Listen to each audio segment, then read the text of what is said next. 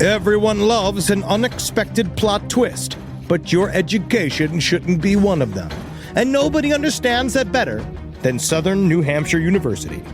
SNHU's online degree programs provide the flexibility you need, backed by support you can count on. With over 200 affordable options in psychology, criminal justice, business, and more, SNHU is built to fit your life and your budget. Visit snhu.edu/lastpodcast to learn more. That's snhu.edu/lastpodcast. Why have I asked my electrician I found on Angie.com to bury my pet hamster? I was so moved by how carefully he buried my electrical wires, I knew I could trust him to bury my sweet nibbles after his untimely end. This is very strange. Angie, the one you trust to find the ones you trust. Find pros for all your home projects at Angie.com. There's no place to escape to. This is the last podcast. On the left. That's when the cannibalism started. What was that?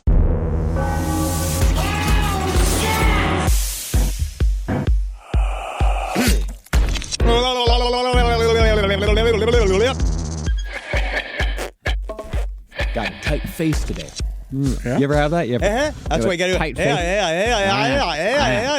Oh, we used to do in acting school. We used to do turny face, big face, turny face, big face. It stretches you out, right? Yeah, it gets you gaped. Yeah, ready to perform. That's what I need. From the neck up, from the bottom down, tight as hell. Yeah, you are. I'm right now. I'm holding my butthole together. But just for the sake of making sure my organs know to stay up. Stay up. Yep, because apparently if not, they'll just slide right out of you. If you forget. Yeah. Even for a fucking second. And if it goes to sleep and you're feeling pins and needles, that's the only thing that can actually get in your butthole. Apparently. Apparently that's it. But that's not what's important now, Eddie. No? What's important? Tell him, Henry, that the country is not what it was. Did you just tell yourself to tell him? Where there's blood in the clover. You can just talk. You don't have to tell yourself to talk. That the country will never be the hope that it was. That the nation will never be healed. That the surrender's not forever. That's the Booth song from Assassins, and the problem is that he really hits the N-word really hard a couple of times towards the end. So I can't finish the song. But the song was written by a white man, Stephen Sondheim, who may as well have been something else. Yeah. But he's Stephen Sondheim, and he put a lot of N-words in there, but that was just because he's the Quentin Tarantino of musical theater. Welcome to the last podcast on the left, ladies and gentlemen. My name is Marcus Parks. I'm here with this Soderbergh apologist, Henry Zabrowski. It's not an apology. It's just he's accurate to the way Booth was. Booth wasn't a nice guy. He said the N-word a lot. I'm not saying nurse. I'm saying he said it quite a bit. And then Sondheim did put it through the songs. Yeah. I just wish I could sing more of the songs. Sure. Can you sing the Lee Harvey Oswald songs? Everybody's got the right to some sunshine. Not the sun, but maybe one if it's beeps. It's a great musical, dude. Oh, yeah. I'm sad I can't sing DMX. Oh, yeah. Yeah. No, again, replace the N-word with fella. You should try it with your Assassins. Let me work on it. He'll work on it. We have Ed Larson with us as well, trying to get Henry to get his Soderbergh love out there. There you go. I want you to feel free, man. Do you like Sondheim? I don't care. Yeah. Oh, Sondheim. Yeah, Soderbergh. Sondheim. Steven Soderbergh. Traffic. Yes, yeah. Great director. Yeah. Steven Soderbergh. Sonderberg is some man you got cookies from. That sounds like a baker of some sort that you knew back in New York. Steve Sonderberg? Steve Sonderberg. That's me. I'll be the one fucking your wife. Yeah, how you doing? They call me Dr. Cookenstein online, but to you, I'm Dr. Steven Sonderberg. And we are here at part 2. The assassination of Abraham Lincoln. And this one really puts the ass in assassination twice. Now, in this episode, are you actually going to explain who this Lincoln fella is? Yeah. We just keep saying this Abraham Lincoln. Abraham Lincoln, like, who was he? Was he some kind of ex-gamer? I forgot you didn't go to college. I really didn't. I wrote for the paper. Yeah, he wrote for the newspaper, and he took writing classes at Tallahassee Community College. So, yes, it's like you didn't. Yeah, no, I refused to anywhere. learn math, and I was like, you know what? I'm just not going to graduate. Hey, I can't say much. I have a creative writing degree from Texas Technical University, so I did not make great choices either. Hey, most of those degrees were used to write manifestos about killing women. So just remember that, know that you're past that. Actually, no, we did have, was it John Hinckley was also a student at Texas Tech University, except he studied history. Super creative, though. Also, presidential assassin. So when we last left John Wilkes Booth, Booth was in the early stages of winding down his acting career with the explicit purpose of devoting more time to a conspiracy to kidnap Abraham Lincoln so the Confederacy could ransom the president in exchange for Confederate POWs. Why Clear? did you do it, Johnny? Nobody agrees. You who had everything, why did you bring a nation to its knees? See, by this point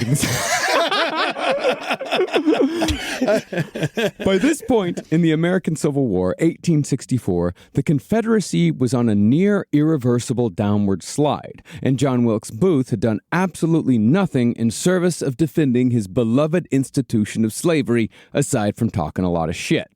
From what it seems like to me, Booth had more or less convinced himself that he was simply waiting in the wings for his moment to step into history, as if his part in the war was simply another stage role. John Wilkes Booth had been greatly inspired by the pre-war raid on Harper's Ferry led by the abolitionist John Brown, but only in the sense that John Brown had taken matters into his own hands and had fought and died for a cause. I want to be John Brown, but on opposite day. Call me John Blue. Oh, Gray. Oh, fuck. No. Let's just stick with John White. Now, if you'll remember, John Wilkes Booth had wanted to inspire people just as John Brown had, in the sense that Brown had gathered a small crew to fight against impossible odds. The difference, though, is that John Wilkes Booth wanted to inspire people to defend slavery, not abolish it. Super hard. Yeah. Well, I mean, Not at the for time, half but of the country. Yeah. Time, however, was running out for Booth to make his move. 1864 was an election year, so Lincoln was determined to show America that an end to the war was in sight. General Ulysses S. Grant was getting more aggressive in his southern campaign by burning down cities, amongst many other brutal tactics, and a raid on the Confederate capital of Richmond, Virginia, while unsuccessful, had damn near resulted in the capture of Confederate President Jefferson Davis. So, Sorry, it's my Confederate noises.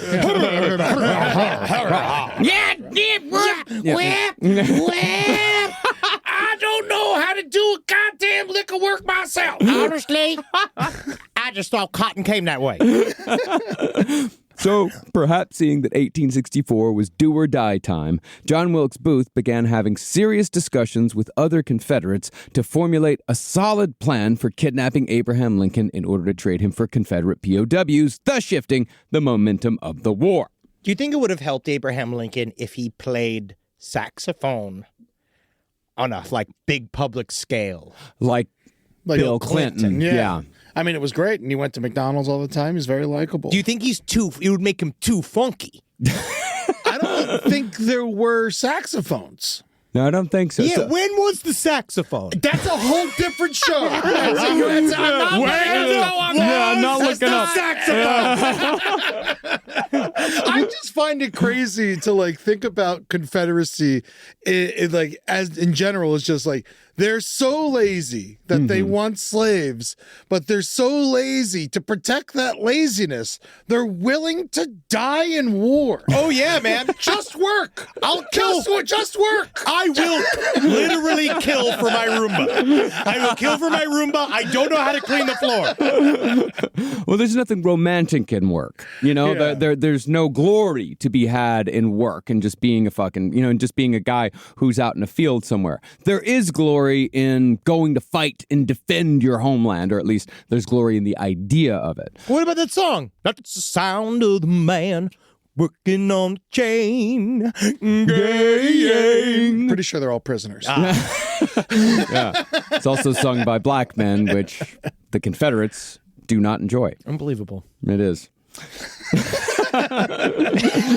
Now, the plan to kidnap Lincoln first appeared in August of 1864. That's when Booth began discussing kidnapping plans with two childhood friends from Baltimore. These two men, unlike Booth, had actually fought in the Confederate Army. That meant that Booth had begun his plot against Lincoln, whatever it was going to be, a full 8 months before the assassination took place, and 3 months before Lincoln was elected to a second term. Then I can possibly kidnap Lincoln after the summer musical. Lincoln's second term, however, had not been a lock. Projections said that Lincoln would probably lose, but when the absentee ballots rolled in from the Union soldiers, Lincoln became the first president since Andrew Jackson to win a second term. Absentee ballots? I thought those were new. No, it's been in use for quite a long time. Lincoln needed to win. Lincoln had to win, I guess. Yes. Yes, you guessed correctly.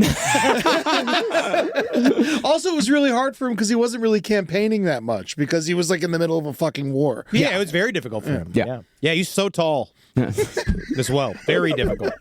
Your facts are on point today, man. I can't even. Why did you do it, Johnny? Nobody agrees. He's actually 5'8", but the hat put him over. Yeah. Taller. He actually was mostly skull. And people don't want to talk about it, which is why he was so easy to kill. Let's continue. Confederate media, however, reported that because the soldiers had put Lincoln over, Lincoln had used his tyrannical powers to rig the results and re-elect himself. As such, a bevy of newspapers began floating the idea of assassination, just putting it out there, while others called outright for some brave soul to commit what they called tyrannicide. Now, murdering Abraham Lincoln was actually a fairly popular view during and even before the Civil War. But while today we're totally used to the idea that there's at least one guy trying to kill the president at all times, no matter who the president is, It's something you can set your watch to. the concept of presidential assassination was fairly new to America in the 19th century. See, before Lincoln, the only threat against a sitting president had occurred 25 years previously, again with Andrew Jackson, when a mentally ill house painter had tried shooting Jackson with a pair of pistols. What happened? Got him. He obviously didn't kill him. Tried. Yes. Apparently, the assassin had been on a long downward slide with his mental health, and on the day of the attempt, Honestly, I just want to say it's more like a maniacal pogo stick. I do believe the ups and downs are very similar to a pogo stick. on the day of the attempt, the house painter had been sitting in his paint shop with a book in his hand, laughing, when out of nowhere, he exclaimed, quote, I'll be damned if I don't do it. The painter then left the shop and easily found the president leaving a funeral, where he tried shooting Jackson in the back. But both pistols misfired due to damp weather. So President Jackson beat the guy half to death with his cane, and the would-be assassin was found not guilty by reason of insanity and committed to an asylum for life. Thanks, everybody. See you soon, and by soon, I mean never. I'm going to the loony bin. That's where I belong. Enjoy yourselves, everyone. Have a pleasant fall. Sounds pretty sane to me. He tried to kill our most genocidal president. Yeah, he was the worst one. But by the time of Abraham Lincoln, the tenor of the country had changed considerably. Lincoln began receiving death threats at the Illinois State House before he was even elected president, along with a continual stream of packages containing garbage and poisoned food, as well as what I'm sure was a fair amount of feces. It's quite a large hail of asses. But he ordered the feces. And you're seeing the state of the country. Lincoln, however, kept his quote-unquote favorite death threats throughout the years in a special folder, although he never told anyone his specific reasons for saving these letters. In my opinion, I think Lincoln, he might have had like a sense of humor about the whole thing, but he also may have just been resigned to the fact that people were going to want to kill any president who threatened the institution of slavery. This would have been a stark reality for Lincoln because there had been incredible spurts of violence that occurred even in the lead up to the war as a result of the slavery debate. Chief among these spurts was Bleeding Kansas, which began a full 6 years before the outbreak of the war. During this time of turmoil, up to 200 people were killed in raids and battles fought specifically over the issue of slavery, because Kansas was trying to figure out whether it was going to enter the Union as a free state or a slave state. In fact, just before the raid on Harper's Ferry, John Brown had led a raiding party in Kansas with his sons where they seized 5 pro-slavery settlers from their homes and hacked the settlers to death with broadswords. Cool! It's like Baldur's Gate. Yeah, man. Talk dirty to me. That's fucking awesome, dude. The last person to die by a fucking broadsword is like, in these days, it's just some fat anime man. Like, that's fun. God, in a father and son activity. God, I wish I could have done that with my dad before he went. Nothing would have made him happier than chopping up a bunch of fucking strangers with fucking broadswords. So fun. In other words, things had been tense, to say the very least, for years. Once they start chopping people into salad, then it's like a fucking problem. It's not even guns anymore. You know what I mean? Like, we're just turning them into literally confetti. Yeah. How did they know the swords were ladies? Fuck you. Broadsword. Fuck your fucking ass. You're why the country's in the toilet. Thank People you. like you. I appreciate that. Oh, I'm sorry. I had an irrational reaction. Well, that's all to say that Lincoln knew how fired up people were on both sides of the debate at all times. Now, the threats against President Lincoln's life were not just limited to letters. The earliest near-successful attempt took place, coincidentally, in Maryland. Yeah, I Booth's imagine that home would be state. the lightest threats of death. Yeah. Or the letters. Yeah, Because the the letters letters. are just saying I'm going to kill you. Oh, yeah. No, that's definitely the least of it. Yeah. Well, this first attempt came to be known as the Baltimore Plot. Can you actually say it properly? The Baltimore Plot. The Balmer Plot. Balmer Plot, yeah. This plot, however, was not something that occurred months or even years into Lincoln's first term. People were trying to kill Lincoln on his way to his inauguration in March of 1861. This was before the Confederacy was even formed. A secret paramilitary group called the National Volunteers, who had the stated goal of overthrowing the government by violent force, they intended to kill Lincoln in Baltimore when the president-elect's train stopped in the city on its way to Washington, D.C. The plan was to create a public disturbance and murder Lincoln in the fracas. But luckily, the infamous Pinkerton Detective Agency had infiltrated the National Volunteers. They uncovered the plot long before Lincoln arrived in Baltimore that day, so Lincoln ended up skipping the town altogether.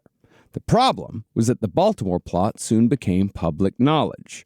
The Baltimore papers were quick to call Lincoln the coward president because, they wrote, had there been a threat to, say, Andrew Jackson would have crushed the conspiracy by, quote, meeting it like a man.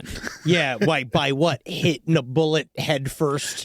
Like, that's the idea? You fucking just coming at these fuckers? No, you would have met it with a man by putting a bunch of Native Americans between him and the bullets. Like Andrew Jackson would have done. Cripplingly hammered. Now, Lincoln was quite defensive when it came to these attacks on his courage, and it is speculated that the press's reaction to Lincoln skipping Baltimore was why he had a future aversion to bodyguards or a large security detail. See, the Secret Service was created, unfortunately, after Lincoln was killed. As up to that point, bodyguards and security details were somewhat a matter of personal preference from president to president. Because they used to just walk in the crowd. Yeah. They used to walk around waving people, like kiss a wife, take a baby. Yeah. There's that famous picture of Lincoln at Gettysburg, and he's just standing there. Yeah. He shouldn't have been. He shouldn't have been. He was in danger. Lincoln, for example, he was constantly opposed to the idea of having a personal bodyguard. And this was against the wishes of his friends, family, and cabinet members who constantly told him that he needed some sort of protection. Yeah. Lincoln did somewhat acquiesce in 1862, it was about 2 years into the war, when he allowed a company of soldiers to be assigned to the White House. But they were really bodyguards in name only. They provided no personal protection, and their duties had more to do with taking care of little Tad Lincoln's goats than keeping an eye on the president. Man, you know that annoyed the shit out of some guys. It's like, can we please put a soldier at the front of your home. I don't need any of these so-called bodyguards. I just need my glam squad. I have Ricky Otto, who does my culinary.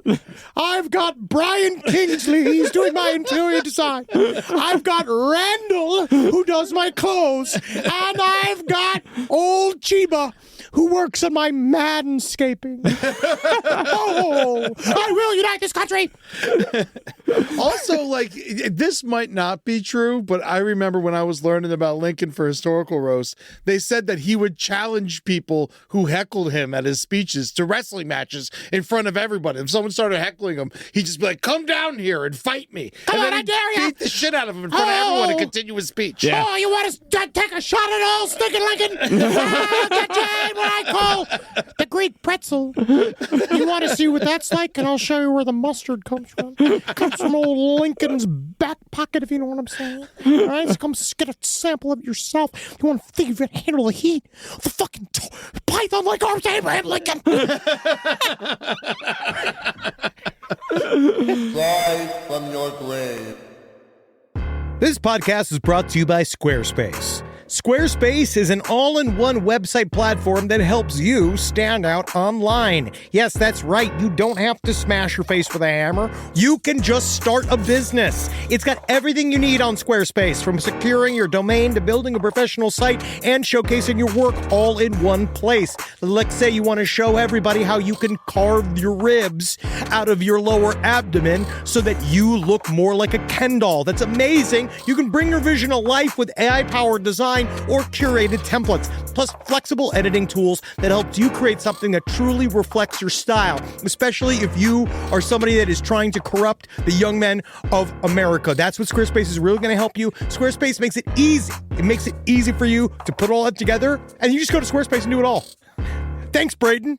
Head to squarespace.com/left for a free trial. And when you're ready to launch, use offer code LEFT to save 10% off your first purchase of a website or domain. Summer means freedom. And for adults, summer means work next to freedom. But thanks to Mint Mobile's summer sale, it can almost feel like the work is playtime for the adults. Right now, all of Mint's plans are $15 per month, even unlimited. Free yourself from big wireless and switch to Mint Mobile for high-speed data and coverage on the T-Mobile 5G network. It's so well connected, I could call from anywhere. Deep from well within my bunker, where my AI-fueled robots slowly but surely toil for me, but I know for a fact I'm saving money on my phone plan.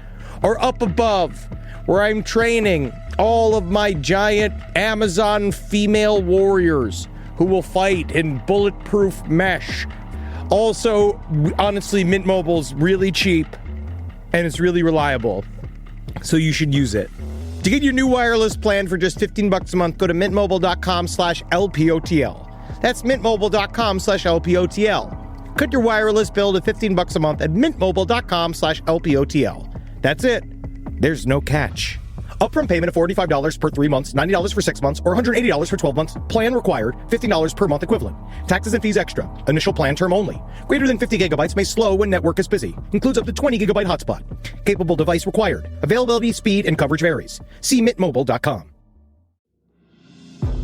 If I think about where we were 20 years ago, and I think what we would use to protect our space, it would mostly involve bayonets, weed whackers, and assorted diesel-fueled dune buggies that we'd use to spread pollution so thick it kept the other improv comedians from stealing our material. But now, SimpliSafe has made all that so much easier. Using SimpliSafe here at the office has revolutionized our ability to use diesel-powered dune buggies for good, and not for chaos. Think about what your home security system does as an intruder approaches your house. Sits, waits. Not much.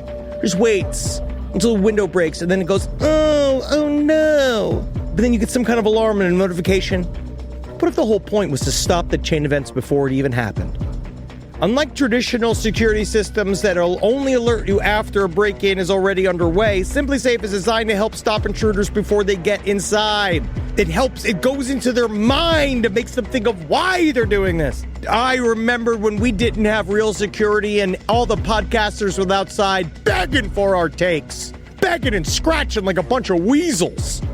Now I can see them 25 feet away, and I can spray them with fire extinguisher liquid and stink gas. Not that it would make them smell any worse than they already did. Simply Safe helps me lord over them all.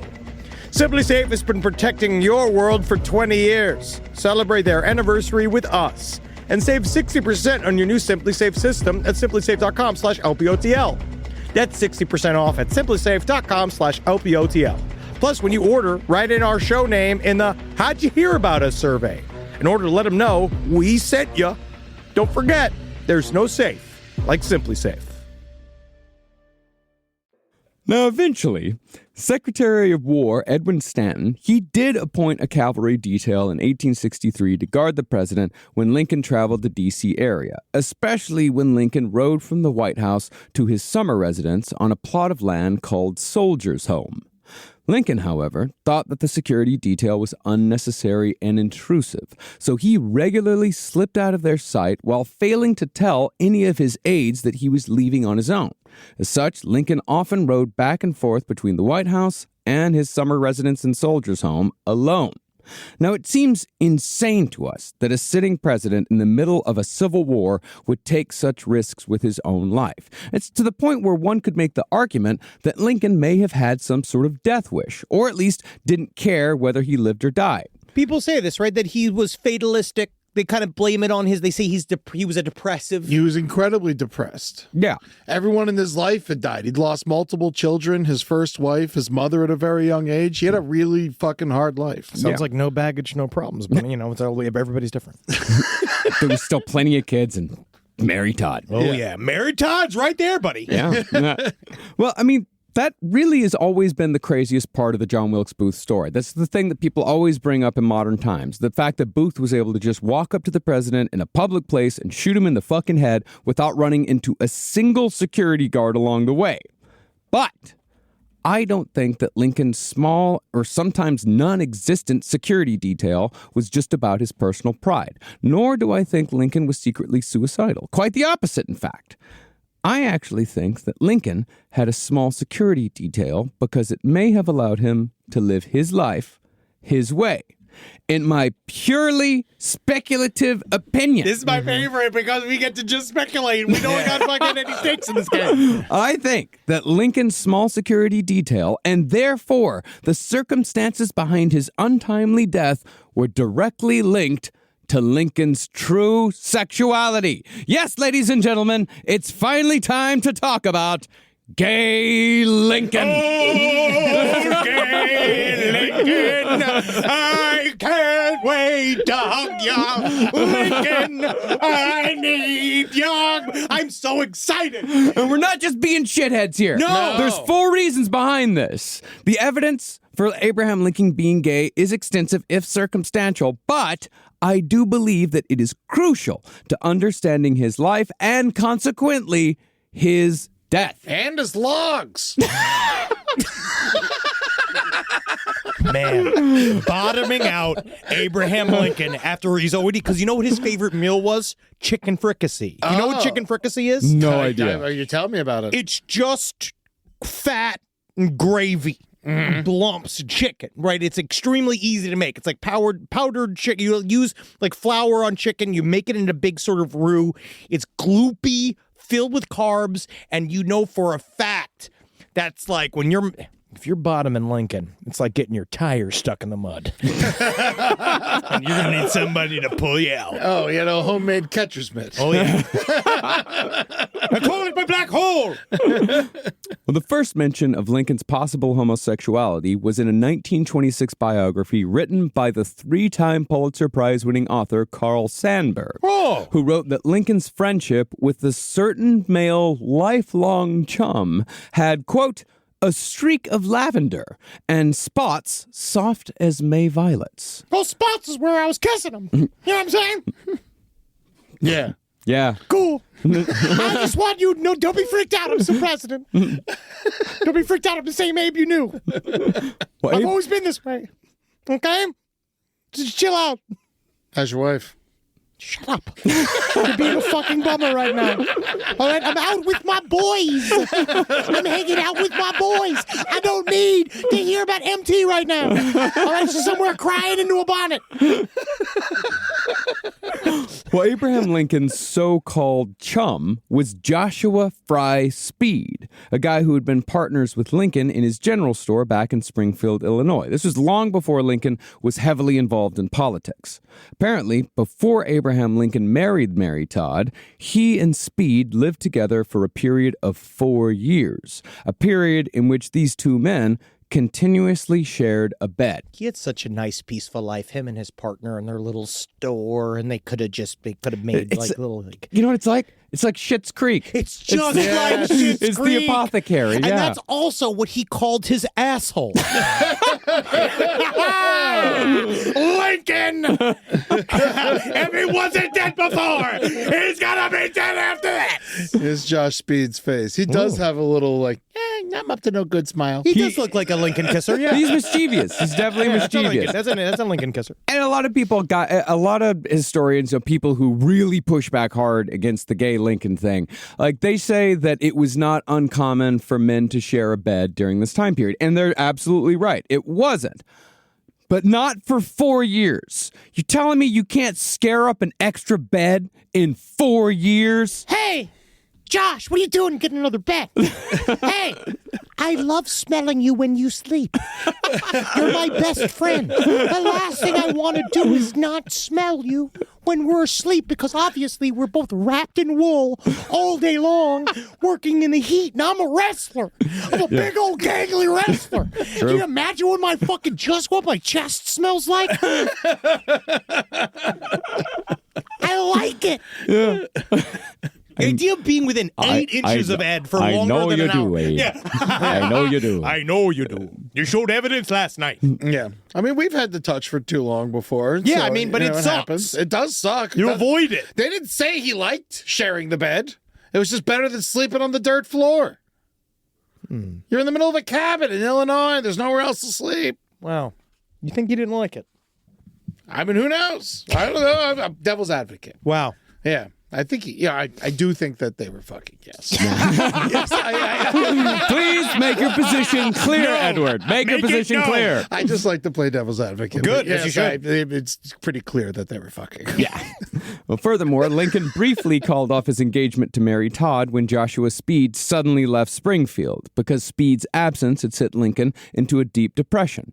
Lincoln also signed his letters to Speed as yours forever, while Lincoln's future wife, Mary Todd, got most affectionately, which might as well have been signed your pal, Abe. Your best friend. Yeah. And roommate. Your roommate, Abraham Lincoln. Yeah, he did postpone his wedding to Mary Todd Lincoln to help Speed move to Kentucky. And so That's the gayest thing I've heard so far. Well, in the letters that Lincoln and Speed wrote to each other, they talked quite a bit about their anxieties concerning their impending marriages. Specifically, they talked about the anxieties surrounding their abilities to sexually perform with their future wives. Can I just ask? Okay, when I'm going in there, when they say eat the pussy, do I use my teeth? My big wooden chompers? Do I bite and grip? That's what I did. Yeah. I love you, Josh. God damn it, I wish we could fucking just suck it. I just realized I've never seen Lincoln's teeth. Oh, you don't want to. He must look like a fucking graveyard. Yeah. I can't imagine what it'd be like near it. Oh, his tongue like a horrific slug and his fucking dark brown gums. Did he smoke? I don't know, but nothing was good. No, nothing was good back then. But, you know, I'm sure he had a rotten mouth. He might have. I mean, many men had rotten mouths back then. Just keep going. I'm looking up Lincoln's teeth. Okay.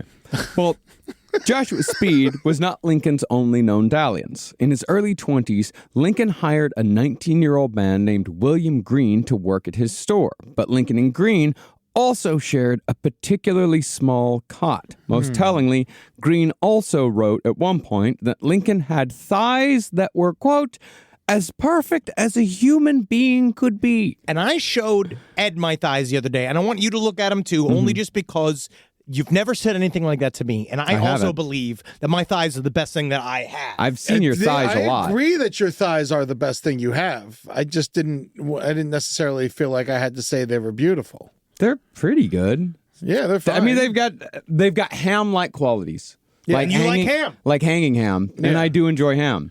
It's just incredible that you can just pull your pants down without undoing your belt. Hey, know, it's it's real weird. years of being a performer. Gotta have access to my ass so the executives can get it. Just so you know, also, Lincoln did have horrible dental problems. He did lose a chunk of his jaw due to mercury poisoning in his gum rot. Really? And his dentist, Johnny Greenwood. Wow. That's awesome. Johnny Greenwood. That's incredible. Just like the guy, he made him dentures out of ivory and gold, and he said they creaked and clacked as he spoke and ate. Like the souls of the damned were escaping from his mouth. So he had tusk teeth. But guess what left extra room for? Oh, yeah. Well, it depends. I mean, we don't know how big those things were. Yeah. They could have been monstrous.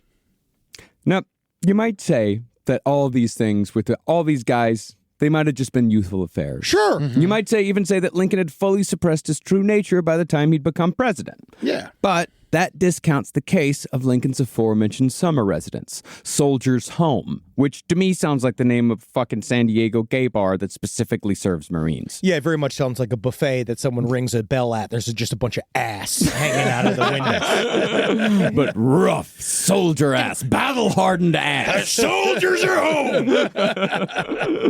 See, the cottage at Soldier's Home was where Lincoln took his family during the warmer months to avoid death and disease, because outbreaks of typhus and dysentery would regularly rip through Washington, D.C. every summer. It's a reminder that it's a literal swamp. It's an actual swamp. It's fucking idiotic that that's where our nation's capital is. Manhattan's also a swamp. Yeah, but Manhattan's better. It's nicer. It's Yeah. cooler. It's nicer. Yeah. But it was But this was also where Lincoln went when it was said that he wanted to, quote, get some sleep away from the prying eyes of the public. And it was also where Lincoln preferred to stay when his wife, Mary Todd, was out of town. Furthermore, a member of Lincoln's own security detail, Captain David Derrickson, gained a certain notoriety for sharing Lincoln's bed at Soldier's Home when Mary Todd wasn't around. Hey, just because Derrickson's looking to get his rail split, we don't got to fucking blame him for anything. I'm not blaming him for nothing. I'm just saying David Derrickson was definitely near Lincoln's dicky quite a bit. Quite often. Get a taste of Lincoln gets you thinking. But didn't they Interesting. Didn't they say they would sleep chest to chest? No, I made that up. Oh, you made that up? I made it up saying that they slept chest to chest, so that's why they were called breast friends. Oh, Yes, okay. no, I made that up. No. Oh, okay. All right. Yeah, Because that always. would have been, I guess that would have been the way to say that they weren't fucking. I think that's the most romantic way to sleep. Yeah, chest to chest. Yeah, facing the other Looking person. dead into Yeah. the eyes of another person. Feeling the breath of another man Yeah. on your face is... I face away from my wife, who I love. Yeah. I face away from her. No, yeah, so do I. I don't want to smell anyone's breath. No. Yeah. But, especially David Derrickson. I bet Derrickson was sweet as hell. Civil War Yeah. dick breath is not what you want to experience. It's not the American Candle I want to purchase. I think Captain Yankee Candle, please. You're right. And I heard Captain David Derrickson's nickname was Christmas Cookies. And he was delightful to smell. I bet. It's like a holiday every time I remove his brooch. Nope. This all might seem like salacious gossip. But the point of covering... Fuck you! It is! And we like it! No. The point of covering all this is that I think it shows a man who spent his entire existence trying to live two lives. I believe that Abraham Lincoln wanted to live life in a way that would allow him to be who he truly was at least some of the time. Because in 1865, the only way a man was going to be able to be gay in any way, especially if he was the fucking president of the United States, was to live a fair section of his life in secrecy. If that was Lincoln's goal, then a large security detail, which would make sense for anyone in his position, would have not just increased the exposure of Lincoln's private life.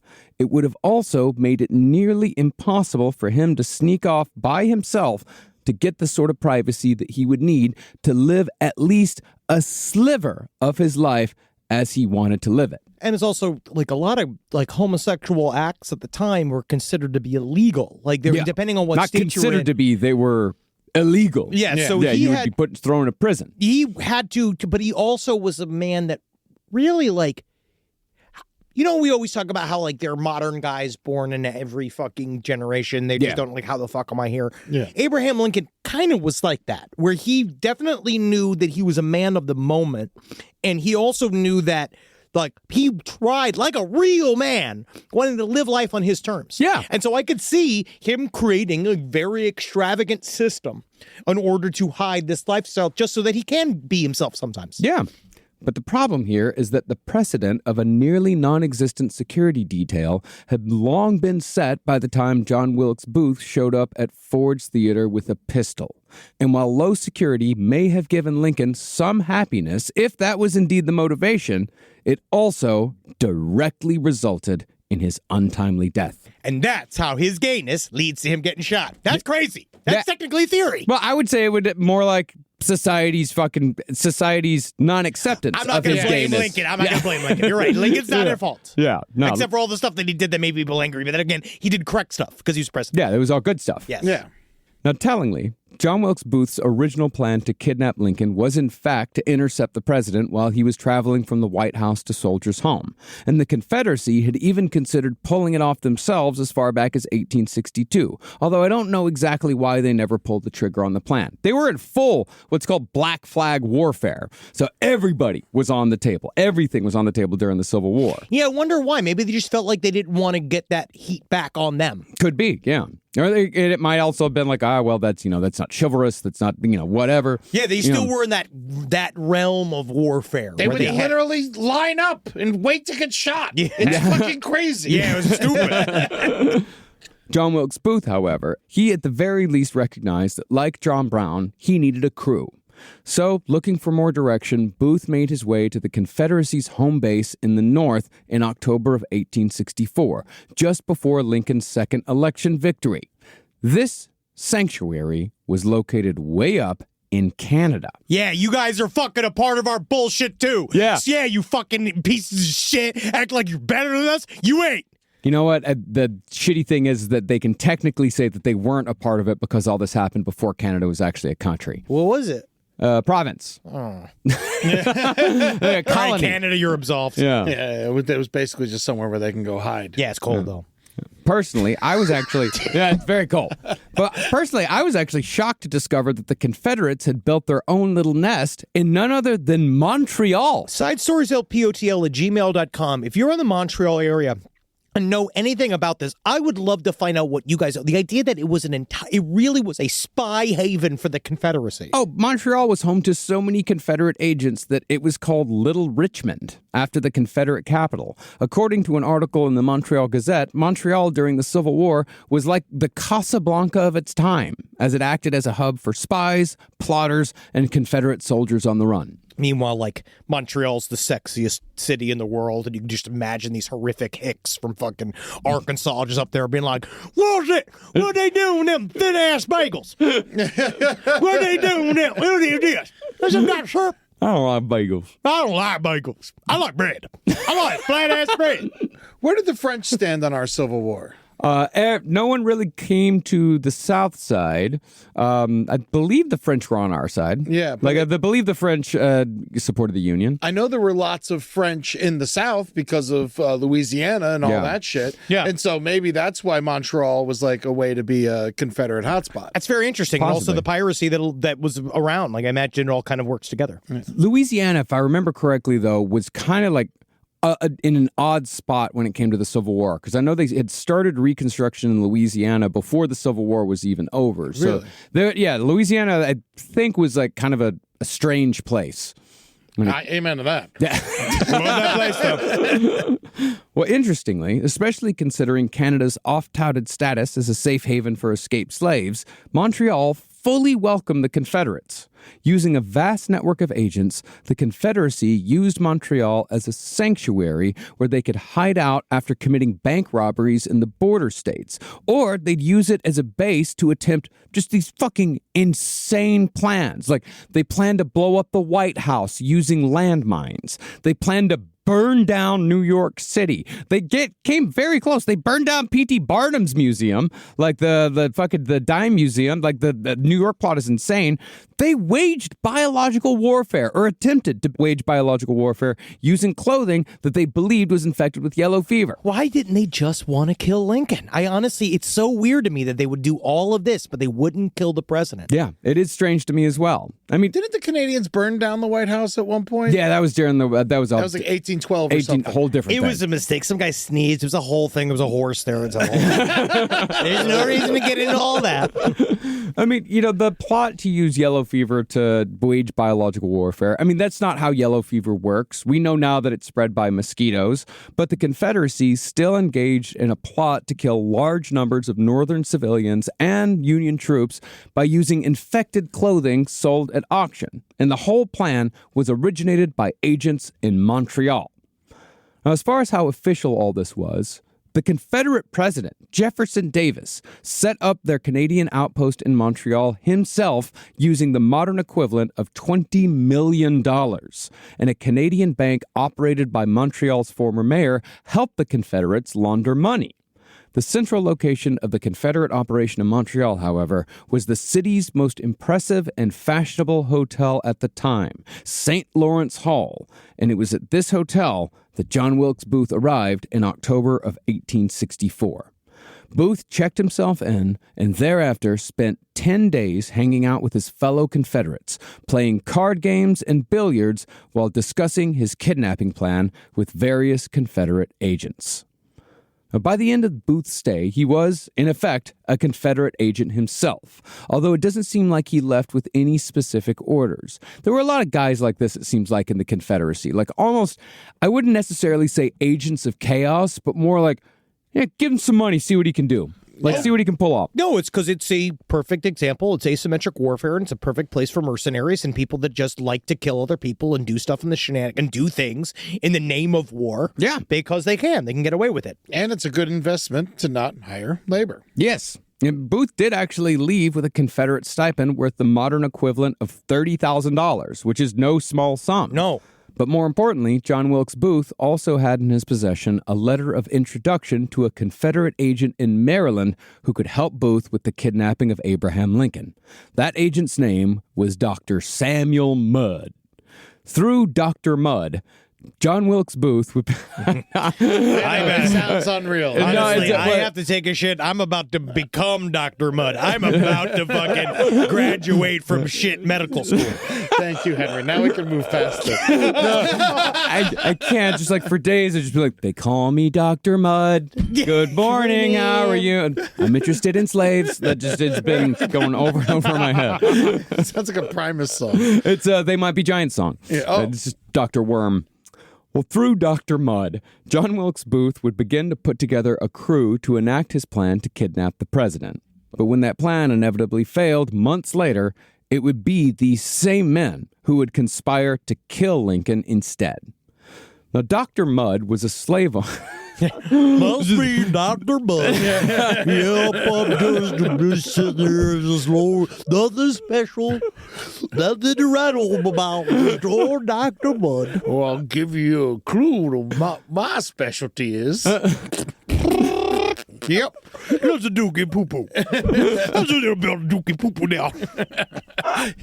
Proctologist, right? Yeah, proctologist. Yes. Is this our best episode? I love you just can't handle that this doctor's name Dr. Mudd. He conspired to kill the greatest president of all time. Couldn't care less. Like his name's Poop. His name's like Jack. He's a poo-poo man. He makes farts. He makes his own fart. Don't call farts. Yeah, That's man. honestly what he deserves. What do you want from us? Dr. Mudd was a slave owner and farmer who owned a plot of land in Bryanttown, Maryland. But when the state finally abolished slavery in 1864, Dr. Mudd did not have a business plan that included actually paying the people who worked his plantation. This is going to devastate my whole poo-poo based practice. It's going to fuck up all of my fart sounds. This is not what I need to do. My bean farm. Oh no, all the precious beans. Dr. Mudd's operation therefore collapsed, which gave him ample reason to help the Confederacy in any way he could. As for Booth's plot, Dr. Mudd's home was perfectly situated as a stopover between Washington, D.C. and the Confederate capital of Richmond, Virginia, which meant that Booth could hide at Dr. Mudd's farm with Abraham Lincoln after kidnapping him. President Lincoln, I just want to say I'm a huge fan. Can I interest you in some beans? I'd love to help you. Do you have any Duke or shit, fuck, fart issues, President Lincoln? I'm a huge, again, even though I'm filled with hate. I'm filled with hate. I hate everything. But I'm still, it's just an honor to have you in here. But Yes, Dr. Mudd. Yes. Well, Dr. Mudd's failed plantation could not be the only stop towards Richmond, nor could it even be the first. Dr. Mudd's failed plantation's a great roller coaster ride. Like a great dark ride at Six Flags. Well, Booth obviously couldn't travel with the president tied up on the back of his horse during the day, and Dr. Mudd was too far away from Washington, D.C. to reach in a single night. Booth would need a place to flee immediately after kidnapping Lincoln, so Dr. Mudd introduced Booth to a man named John Surratt. John Surratt operated as a mail agent for the Confederacy by passing documents and letters to Confederates in the North. Dr. Mudd was also a mail agent, so they were kind of, connecting links in a chain. John Surratt's family also owned a tavern in Surrattsville, Maryland. This tavern had become a center for secessionist activities because of its close proximity to Washington, D.C., and John Surratt's entire family, including his mother, were all Confederate sympathizers. Therefore, their tavern had become a well-known safe house for Confederate agents. In other words, the Surratt family had a lot of credibility amongst the Confederacy. So when John Surratt agreed to be a part of John Wilkes Booth's presidential kidnapping plot, Booth's operation gained authority while Booth gained more confidence. Now, once Booth started to believe in his plot with more fervency, he attempted to bring others into the conspiracy, although John Wilkes Booth was never really worried much about whether or not these other people actually wanted to be a part of his conspiracy. For example, in November of 1863, just after Booth hooked up with the Confederates officially, he agreed to be in a production of Julius Caesar that included both Booth and his brothers, Edwin and June. It was a massive, massive deal. It's like kind of a publicity type, like a stunt. John Wilkes was in the role of Mark Antony. However, John Wilkes Booth had also just lost a lot of money in an oil venture that had gone nowhere. I would imagine that might be why he agreed to be a part of this stunt production. And all the other actors, including, I'd assume, his two older brothers, took turns making fun of John Wilkes Booth for his business failures during rehearsals. Yeah, that's gotta be brutal, dude. That's gotta sting. Yeah. Like, oh, my God. Just getting destroyed by your brothers. They're like, Haven't lost everything. I know the feeling. You're just like, God, I know they're gonna have something to say about this whole fucking. Well, because Booth had spent like such a long time telling everyone that he's going to make so much money on this oil deal. Like, they got to get in on this. They got to help, and then it just all goes fucking bust. But during the teasing during one rehearsal, Booth turned to a friend of his, a fellow actor named Sam Brooks, and whispered that he had a better speculation than oil at hand, one that no one would laugh at. Now, Sam Brooks didn't think much of this aside, but I would imagine he may have at least humored Booth's comment, because a month later, Booth showed up at Sam Brooks's front door and told him that they had something to discuss. The two of them took a walk, wherein Booth revealed the entire plot to kidnap Lincoln and whisk him away to Richmond. Then, Booth asked Sam Brooks if he wanted a piece of the action. This would be a similar situation to, say, Charlie Sheen dropping by Rob Lowe's house to ask if he wanted to help him kidnap George H.W. Bush. You might say yes. Yeah, well, Rob Lowe's the perfect person to put in there, by the way. That's who I'd ask. Yeah, because he was a big Democrat. He used to go to all the rallies. He was a big Dukakis guy. Yeah.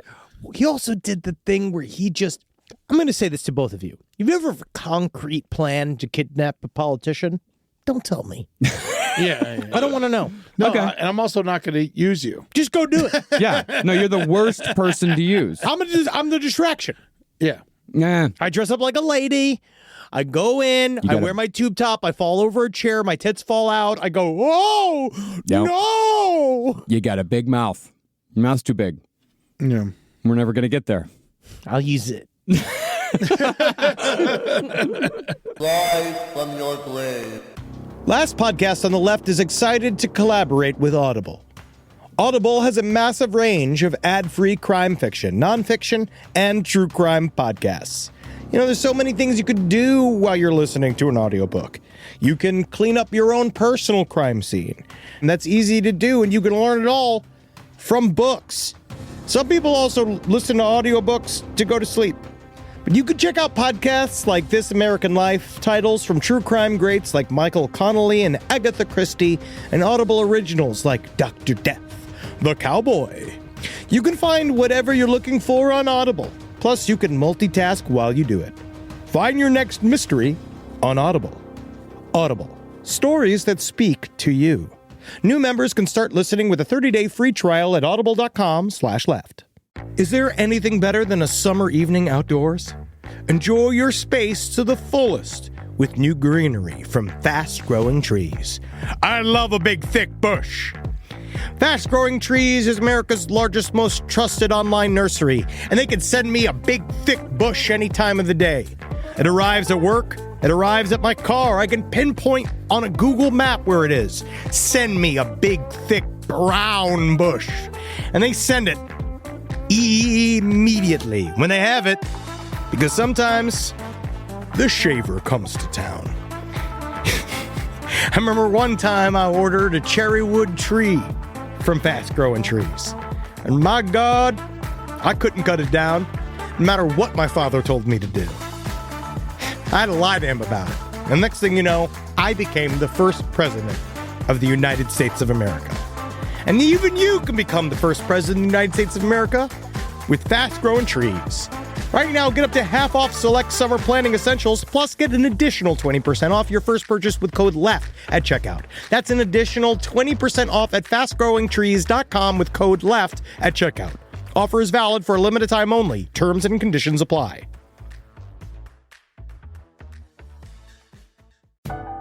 This is a paid ad by BetterHelp. It's so important to remember with the busyness of the holidays, every holiday, Arbor Day, that day about the planet, President's Day. There's so many things to adapt to in this life, you know, and it doesn't follow a perfect plan. God, ruins the whole weekend. But therapy with BetterHelp, the world's largest online therapy platform, it can be a space to pause, reevaluate, and adjust to any unexpected changes. With over 30,000 therapists worldwide, BetterHelp is one of the leading online therapy platforms, having served millions of people globally. BetterHelp makes it easier to fit therapy into your routine. You're in good hands, too. BetterHelp therapists have at least 3 years and 1,000 hours of hands-on experience, and hold all required education, training, and certifications. It's easy to do, and the help is better over there. You don't have to navigate life's changes alone. Sign up and get 10% off at betterhelp.com/lastpod. That's betterhelp.com/lastpod. Now, Brooks was, of course, horrified and shocked when Booth laid out his plan, and he refused Booth outright. Booth, of course, got angry and indignant and told Brooks that he would ruin him and send Confederate agents to get him if he didn't join the plot. But Brooks at least had the good sense to stand his ground, so Booth left and told Brooks on his way out that he'd kill him if he told anyone.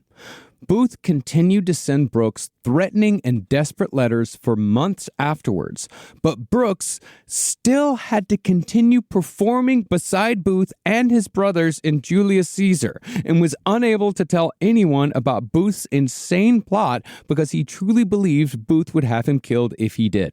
Now that's acting. Exactly. And then every single time he gets a note, Like, you know, you can see the director being like, you know, John, I was thinking maybe we could try it. And he was going like, no, don't. Don't push him. Don't push him. I think you're doing great, Johnny. Johnny, I think you're doing great. Now, I'm sure some of you are thinking at this point that there are quite a few people involved in this plot, too many to keep it a secret. But this was all a part of Booth's plan. Booth wrote and spoke to a great many people about his plot to kidnap Lincoln outside of the actor Sam Brooks. But Booth was actually quite clever in the way he did it. So the Union was not shy in any way about imprisoning people suspected of being Confederate spies indefinitely. That's what the whole suspension of habeas corpus was about. So Booth would approach people about joining his conspiracy in a way that would entrap these people if Booth was caught or if they tried ratting him out. Booth would write letters to people suggesting that he needed help with a, quote, mysterious speculation, hinting that he was talking about an investment. But when an interested party would write back, it created a paper trail implicating the person in the mysterious speculation, which was, of course, the kidnapping plot. With the letters in hand, Booth could blackmail possible co-conspirators, telling them that they would all hang together if they betrayed him, and that he had facts in his possession that would ruin them for life. And basically, John Wilkes Booth was engaged in a 19th century version of an email phishing scheme, combined with that whole "I've seen your porn and I'm going to tell everyone about it" scam that Henry's mother almost fell victim to a few years ago. Henry Thomas, how do they have nudes of me? I don't know how they did it. I went and I looked everywhere and I was like, oh, is there cameras in the soap? Is there cameras inside of me? I got one of those emails once where it's like, I have video of you, I hacked in, I have video of you masturbating, and I'll share it with everyone. And I'm like, if this is real, like, nobody wants to see this. Yeah, they're all going to be so disgusted. It's going to do well, buddy. No. I think everyone's just going to make a face. All right. Now, after Booth failed to bring his fellow actor into the mix, he moved on to another recruit who was motivated not by ideology, belief, or fame, but pure financial gain.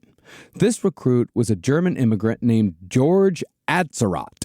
This was Booth's man on the water, his boat guy. This is my boat guy. Yeah. Everyone needs a boat guy. Everybody's got to have a boat guy. Honestly, I'm kind of mad that we don't have a boat guy. If you want to be our boat guy, we are taking applications. Yes. SideStoriesLPOTL@gmail.com. I want to see a picture of your boat. You need to be able to, it needs to be your boat. Because that's the problem. The problem is that we don't have a boat, so you're going to have to provide the boat. Yes. You're the boat guy. Yeah. And I'm going to need at least a copy of your criminal record. Now, some laws are allowed to be broken, but I just need to know which ones you've broken. You actually must have a criminal record. Yeah.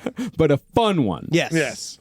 Well, George Atzerodt was tasked with ferrying Lincoln across the Potomac River on their way to Richmond after the kidnapping attempt.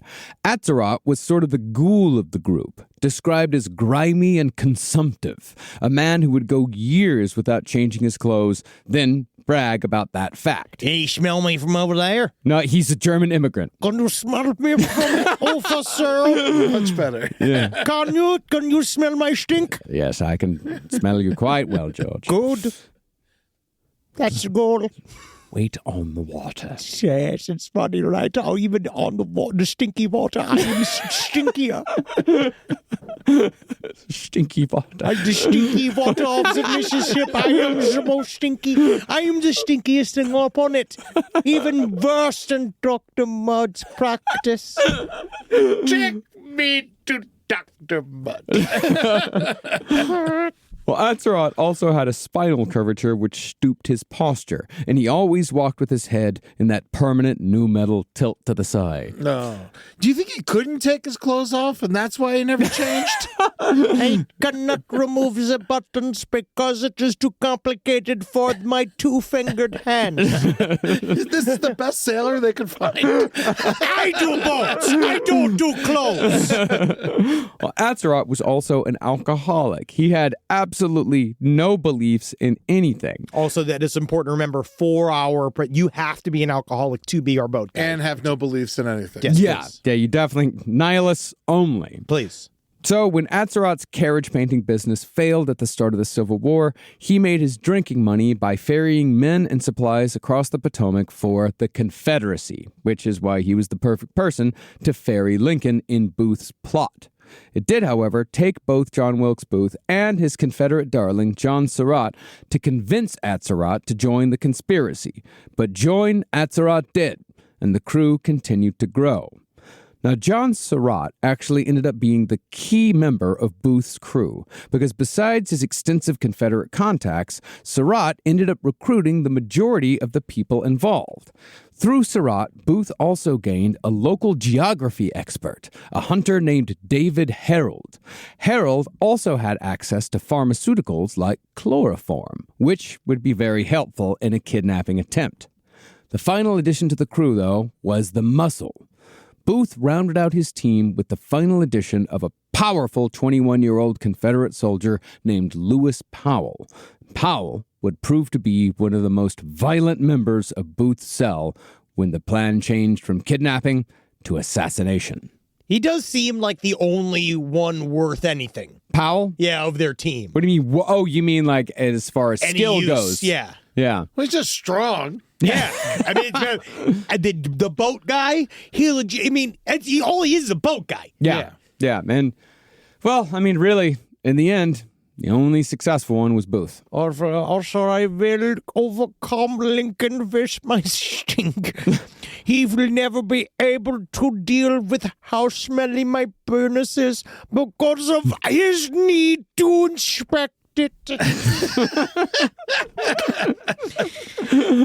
Guys, I don't know. Harold we're going to get to a lot later, right? Yeah. Okay, good. Now, Booth's kidnapping crew was fully assembled by January of 1865.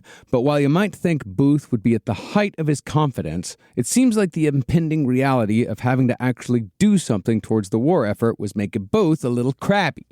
Whereas before he'd been described as a chronic optimist with a passion for life, his personality drastically changed at the beginning of 1865. He turned distractible and short-tempered.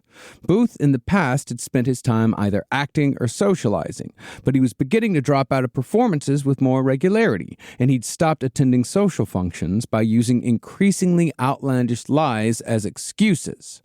But while Booth's acting work was slowing to a crawl, he decided in mid-January that he might as well use his strengths if he was going to successfully kidnap the president. Tap! It's mainly tap, impressions, and jumping. That's what I do best. And I think I can use them all. Classical and modern tap. Classical. Tap, tap. 1 foot at a time. The true way, not this new jazzy African way. I like to do the old-fashioned man way, the old white man way. 1 foot, 1 tap. He was a triple threat, but it was, I'm going to kidnap you, I'm going to kill you, and I'm going to stop the Union. Well, in mid-January 1865, Booth changed the kidnapping plan from capturing Lincoln during transit to abducting him from the audience during a performance at Ford's Theater. I will dress as a high society woman, and I will sneak my way into his chambers, and thereupon, obviously succeeding in, totally, I have to erotically accept him to my wills. But then once that is over, then I will have Lincoln in my grasp. Now, Ford's Theater, whether it was for the kidnapping or the assassination, it was not an idle choice made by John Wilkes Booth. In many ways, Ford's Theater worked somewhat as Booth's home base. Since Booth was a traveling actor, he didn't have a permanent home, and since the owners of Ford's Theater were good friends with Booth, they allowed him to use the building as his mailing address. That meant that Booth knew both the people who worked at Ford's Theater and the theater's layout exceedingly well. Now, when Booth brought his plan to snatch Lincoln from the theater to some of his co-conspirators, they thought that the idea was, in a word, stupid. For them, the essential part of the plot, the very thing that made it work, was that they would capture Lincoln in an isolated spot away from the city. Yes. But think about the splash we'll make when Broadway finds out that we have kidnapped Lincoln in front of the biggest house I've ever been in front of. Ha ha! Excellence in theater! What's wrong, everyone? This is literally the equivalent if we wanted to kill Obama back in the day and he had come to the creek. Yeah. Like, literally.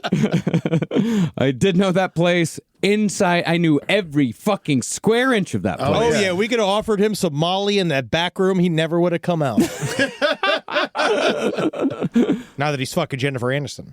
We'll get there. That's another show. Oh, that's the new one. That's bold the new one. proclamation. Yeah. Jennifer Aniston, and then some guy tried to kill Jennifer Aniston, I think, to get at Barack Obama. But that's a whole long story. It's Yeah. Oh, that's very true. Yeah, Very that's what true. you think, huh? Oh, it's what I know.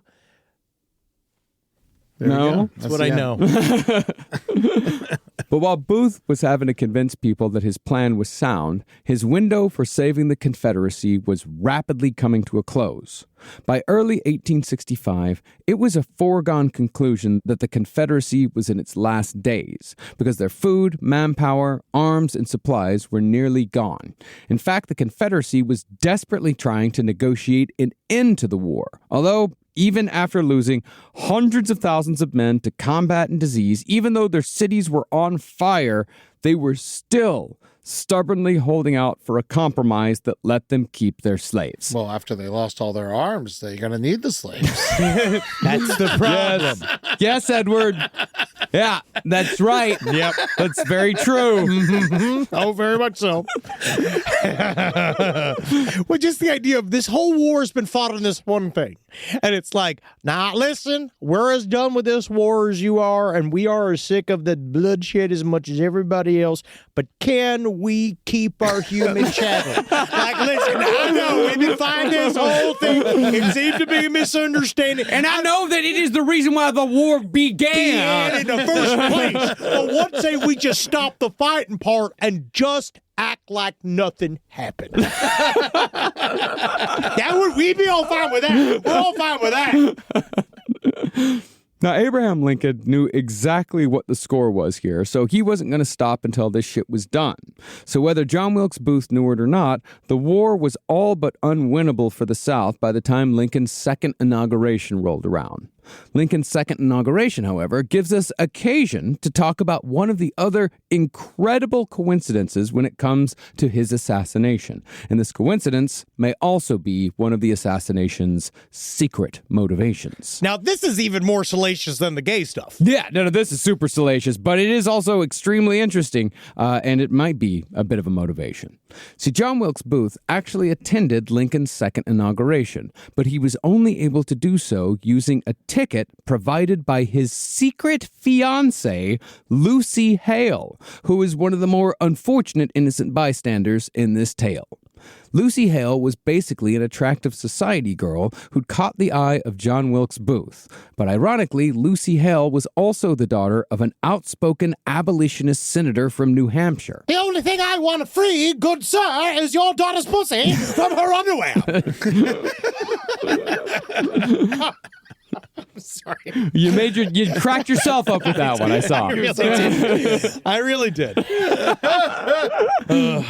Regardless of her father's views, however, Hale began receiving romantic letters from Booth in the first years of the war, and the two of them courted in secret for a long time before they were finally secretly engaged. I want to ask you, Lucy, if you want to form a confederacy of our own. What's the point of getting secretly engaged? That means nothing. Well, I think getting secretly engaged back then means that you tell each other, but you don't tell your parents. It's not real. Yeah. That's what it is. He's lying to the woman. Yeah. Well, surprisingly, Booth never talked with Lucy Hale about his extremist political beliefs in all the time they were together. Although I would imagine Booth was smart enough to not talk about how awesome he thought slavery was to the daughter of a fierce pro-abolitionist. Tell me, Johnny, I know we're about to go to sleep, but what do you think about slavery? What are you thinking right now? Penny for your thoughts. I think it's horrible. Yeah, because if not, you won't see none of these. You won't get none of this either. Lucy, and you're gonna get none of this. I despise slavery with all the fire of God's reign. Get to chomping. I learned how to teach a man to eat pussy from Abraham Lincoln. But the incredible coincidence here is that long before John Wilkes Booth had courted Lucy Hale, Lucy had previously been courted by Robert Todd Lincoln. What the living fuck? Abraham Lincoln's eldest son. Does her vagina have no loyalty? Does her vagina not think about the goddamn country? Well, Robert Todd and Lucy Hale had remained friendly, and tellingly, John Wilkes Booth had become enraged one night when he saw his secret girlfriend dancing with the president's son. That's my secret girlfriend. That's mine. Dude, I love that fucking Lincoln's son was clipping her, dude. I think that's fucking awesome, man. Yeah, because he was like a cool guy, Lincoln's son. Yeah, Nice guy. yeah, He was Robert fun. Lincoln. Yeah, Robert Lincoln. Yeah, Bob Lincoln. Old Bob Lincoln. Mm-hmm. He was the one who wanted to fight in the war, but they were like, "Nah, you're gonna stand next to this general." Yeah, wasn't he? Yeah, he was played by Joseph Gordon-Levitt. Joseph Gordon-Levitt. Yeah, in the very movie. attractive. Who loves to fuck people's girlfriends? Loves to fuck people's girlfriends. He was fine. Robert Todd Lincoln definitely looked like him. That's for fucking certain. Man, do you think this had anything to do with him wanting to kill Lincoln? Maybe. I don't know. It didn't help. Like, it definitely didn't help. Yeah, it definitely didn't help. But perhaps an even larger coincidence was what Lucy was doing the day Abraham Lincoln was assassinated. See, Lincoln had just appointed Lucy's father as ambassador to Spain, and since Lucy planned to join him, she was brushing up on her Spanish. Lucy's Spanish study buddy, who she was studying with on the day that Lincoln was killed, was none other than Robert Todd Lincoln. Oh, the most Spanish of the president's sons. This is called an enchilada, Lucy. And this here is called a burrito supremo. And this here is the ancient Mexican art of frijole con fritos. Your Spanish definitely is stuck to only food. And over here is another incredible Spanish area thing called an empanada. There's another thing over here. Just come here and kiss me. Yeah, let's fuck. Now, Lucy Hale became somewhat infamous because John Wilkes Booth had her picture in his pocket when he killed Lincoln. But Booth also had pictures of 4 other women. It's covering my bases. Booth was a ladies' man, as we said last episode, and such was women's attraction that a jealous ex-girlfriend, who also happened to be a fellow actor, she once tried stabbing John Wilkes Booth to death.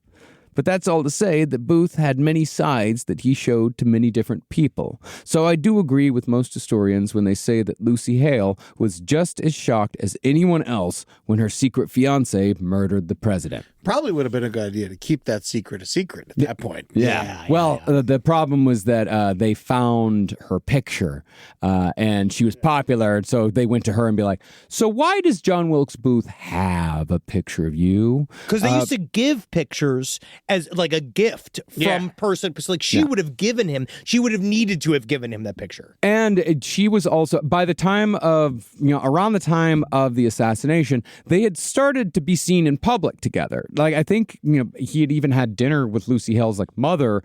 There was rumors that he had dinner with Lucy Hale's mother, and Lucy Hale herself on the night that he killed Lincoln. Wow. He was like, I gotta get going. I got something to do.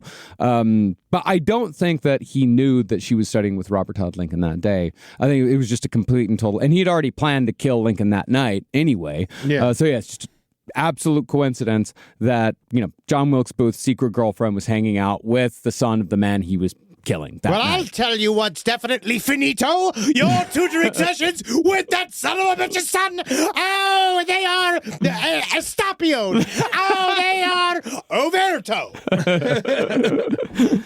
Now, even though the Civil War was obviously a lost cause for the South by this point, Booth doubled down on the kidnapping plot. To confuse everyone about his continued plotting, Booth constantly lied to friends, family, and even his co-conspirators about where he was, what he was doing, and who he was doing it with. Booth was also draining his finances at a rapid rate because he was paying for all of his co-conspirators' room and board in addition to buying them all fine suits to make them look respectable. To throw everyone off their trail, the co-conspirators all stayed in Washington, D.C. using fake names, just waiting for Booth to give them the go-ahead. Hello, my name is Robert Spaghetti. My name is Mr. Stinkle. That's my state. I am Mr. Ronald Spaghetti. Ronald Spaghetti. Yes. It says Ronald. Are you guys related? Ronald Spaghetti and Bob No, Spaghetti? it's a total coincidence. Total coincidence. We're both from the same town. The town of... Pasta Rivolio. Pasta Rivolio, Italy. With the Meatball Brothers. Yeah. It's weird because you sound German. No, I'm very Eastern Italian. Scheiße.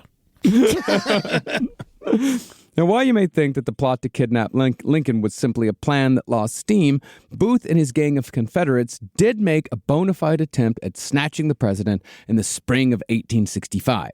See, in those days, theaters would announce Lincoln's visits ahead of time because it increased ticket sales.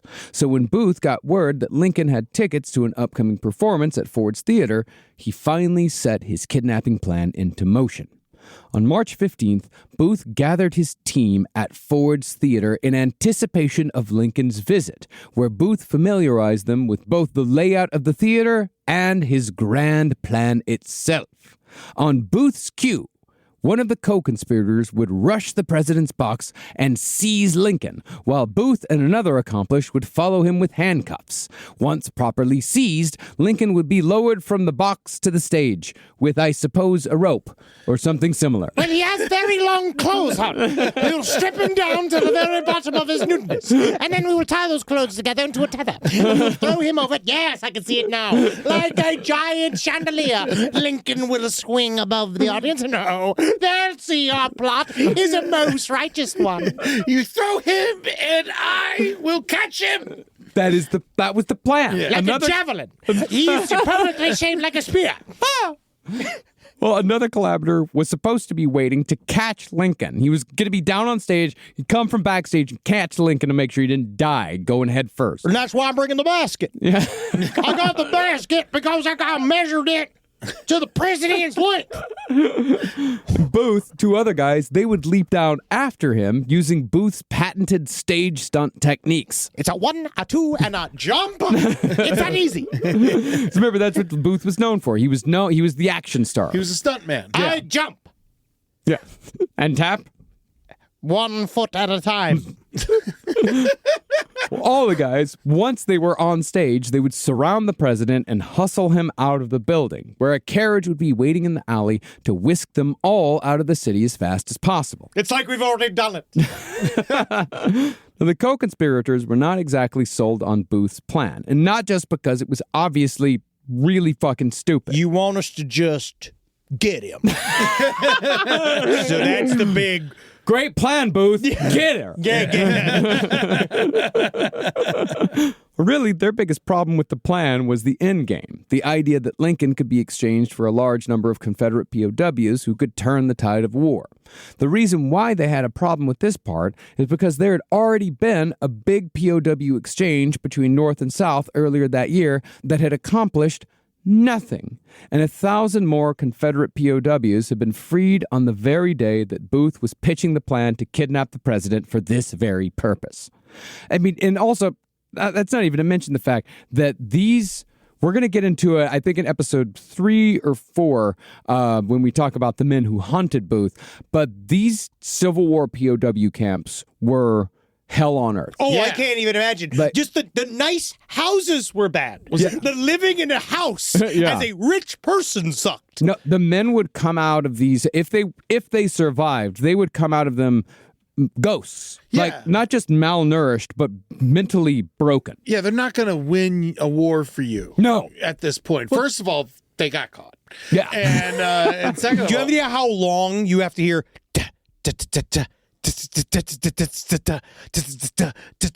Drives you crazy. yeah. Wasn't it Andersonville? Wasn't that where they kept everybody? I don't know. Oh, okay. Well, I think it is, and I'm usually wrong. Well, I do know that Louis Andersonville is where they put all the fat guys. That was a fat camp. They're trying to get him to lose weight. It was wonderful. Now, Booth ignored the fact that his plan was utterly pointless and senseless, but he was also charming and highly convincing. After arguing with his co-conspirators from dinner time until 5 a.m, Booth finally wore them down, and he convinced his compatriots that they would definitely be kidnapping Lincoln somewhere, somehow, by the end of the week.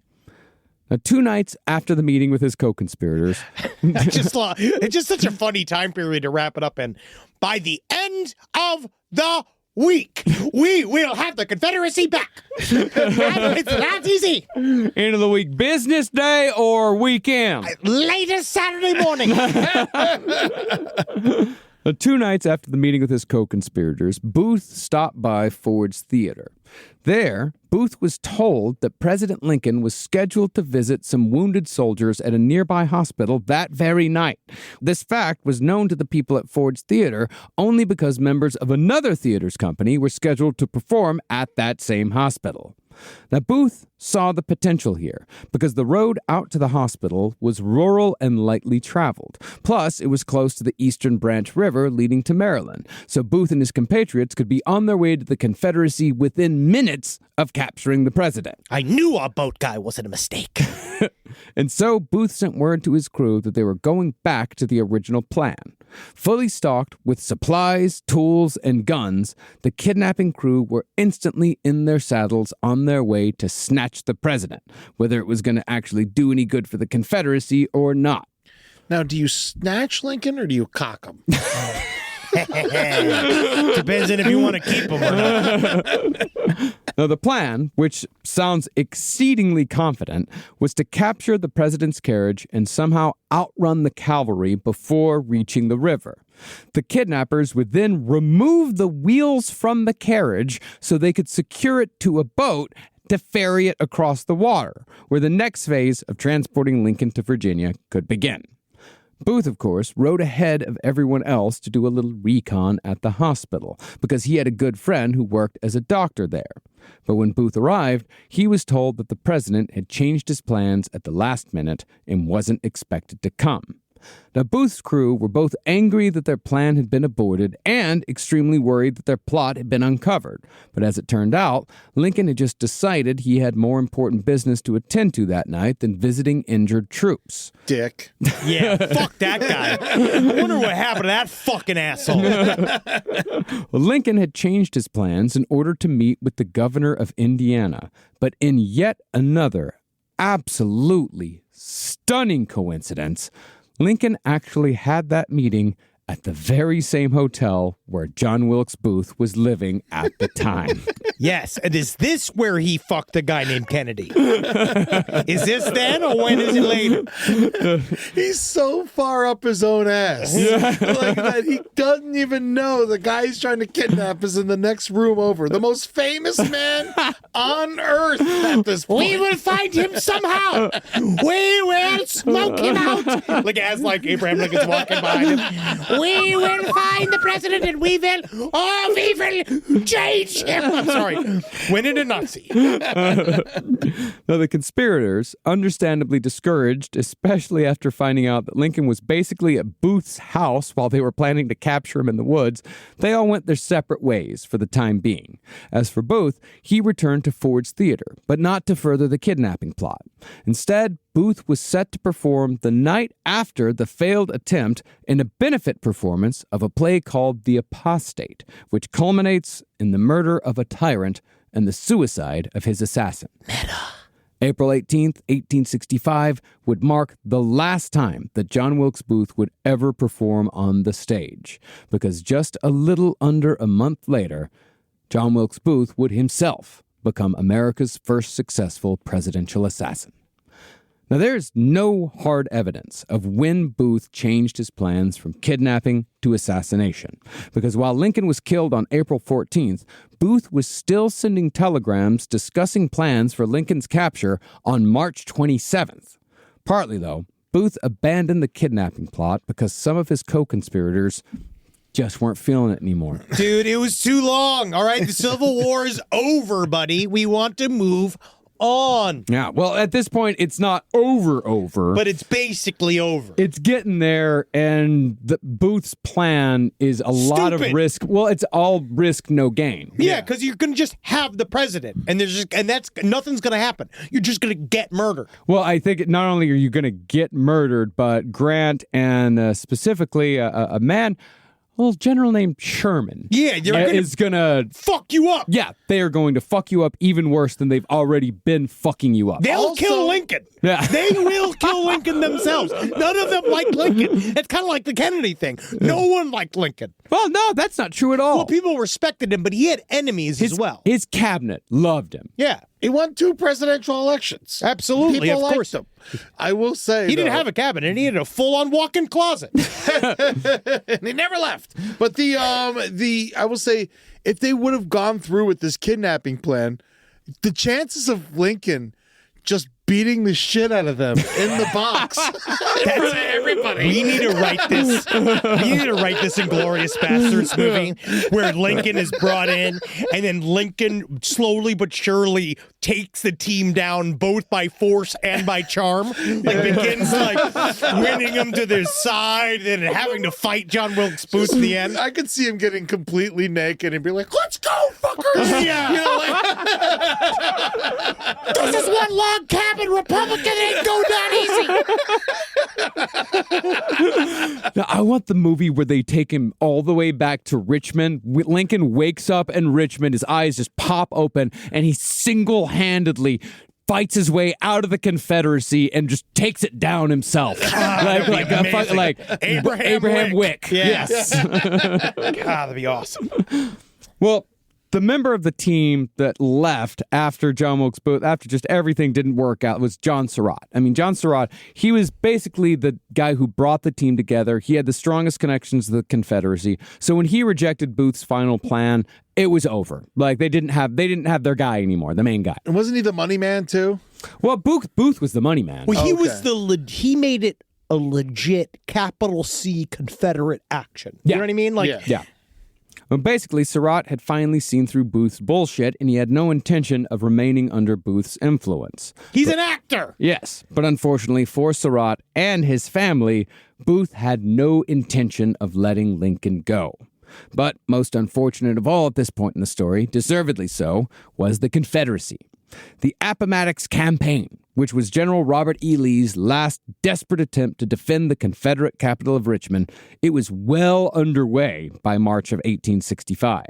By April 9th, the Union had guaranteed defeat for the Confederacy by cutting off their supply lines and basically burning the Confederate capital of Richmond to the fucking ground, which was in effect a final spiritual defeat for every Confederate citizen and sympathizer. But few people were more shattered by the loss at Richmond than John Wilkes Booth. But for Booth, whose whole life was a performance, this was all mere prelude to the final dramatic twist. See, in addition to his admiration for John Brown, Booth was obsessed with heroes of literature and mythology who fought to the death in their final attempts to defeat tyranny, men who kept going when all the odds were against them because they believed in their cause. Interestingly, one could actually make the argument that Shakespeare was a massive inspiration for Booth. Oh, yeah. Like others might make the argument that a movie or a TV show today might inspire a violent crime. See, in the estimation of both John Wilkes Booth and most Confederates, Lincoln was a Caesar in need of a Brutus. Like Lincoln, Julius Caesar had won a war by using self-declared wartime powers. For Caesar, the power was martial law. For Lincoln, he'd suspended habeas corpus for the duration of the war in order to protect the Union against Confederate agents. That meant that anyone could be imprisoned indefinitely without trial. Now, Lincoln had no intention of continuing the suspension of habeas corpus after the war was over, but Booth had convinced himself that Lincoln was going to become even more of a power-hungry tyrant after the South's defeat. And it seems like Booth had also convinced himself that he was the only man who could stop him. It's the only thing that literally, it's what drove him. It's the only thing that gave him purpose in this life. Now, unlike the kidnapping plot, Booth kept his assassination plans close to his chest, although he was becoming more open about his hatred towards Lincoln. For example, in a visit with his brother Edwin, John Wilkes went on and on about the fall of Richmond and how awful it was for the future of the country. Now, Edwin had remained loyal to the Union throughout the war, so he was pretty much at his wit's end with his brother's stubborn and frankly evil loyalty towards the South, which Edwin had never understood. It's because he's just a fucking pain-in-the-ass little brother. Yeah. He probably just got made fun of too much by his brothers, and he chose the other side out of fucking... There is a lot of this. He was a contrarian, very much so. Yes, and a lot of this really is about kind of what we see now, which is when people go when annoying shitheads find a new community to go join because they'll accept anybody. Yeah. The people in the pro-slavery unit were just very excited to get a theater star that wants to be part of the movement. And so they'll take anybody because they have no sense of quality and they're bad people. Also, he's like fucking crazy at this point. I have so many weird theories that obviously have no water, but I was just like, he's a stunt man. He's always doing all this crazy stage fighting and stuff like that. And then one day he like turns, like you said, and he like becomes a different dude. Could have easily had a head injury. Dude, I view him very similar to like a fucking Steven Seagal that went from he's technically he was a real police officer. He cosplayed. Eventually they gave him a fake little deputy's badge, and now he's over in Russia. Like he defected to Russia just to be important. Yeah.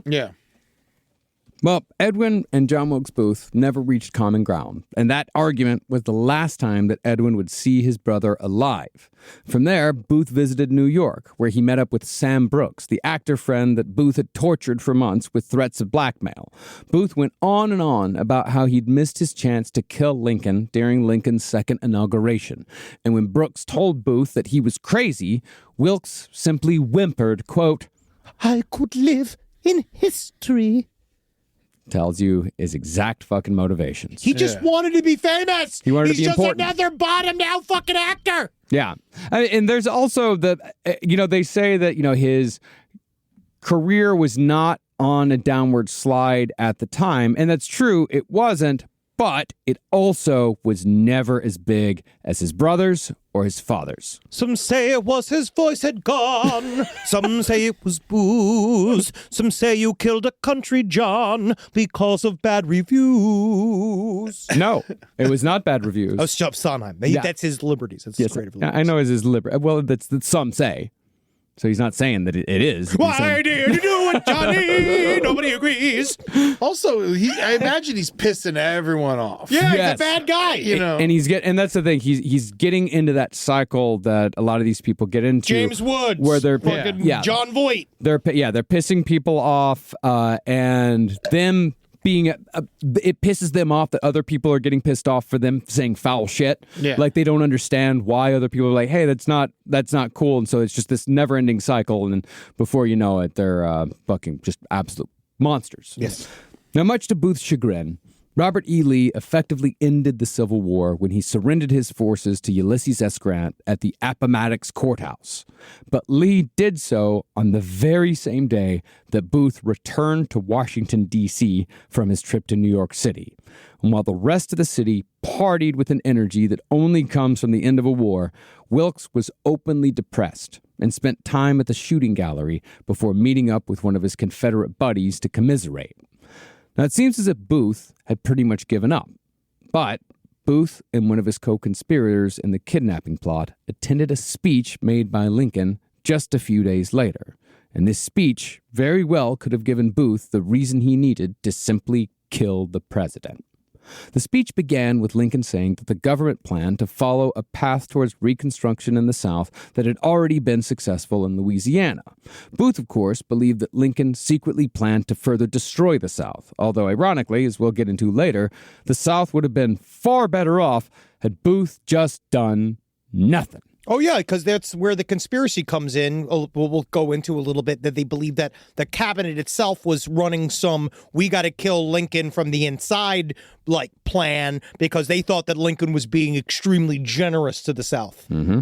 But for Booth and his compatriot, what made them believe more than anything that Lincoln was out to destroy not just the South, but America itself, was when the president said he wanted to give voting rights to some black Americans, limiting it mostly to just those who'd served in the war, slow-rolling it, as it were.